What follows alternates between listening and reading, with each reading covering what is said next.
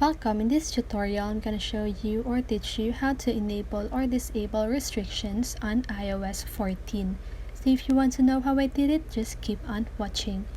So first of all, you want to open your settings, and then on iOS 14, you want to go to screen time, and you can see content and privacy restrictions. So just go ahead and click on that, and as you can see, there is a switch beside the content and privacy restrictions. So if you want to enable your privacy restrictions, just go ahead and toggle that switch on, and if you want to disable it, just toggle that switch off.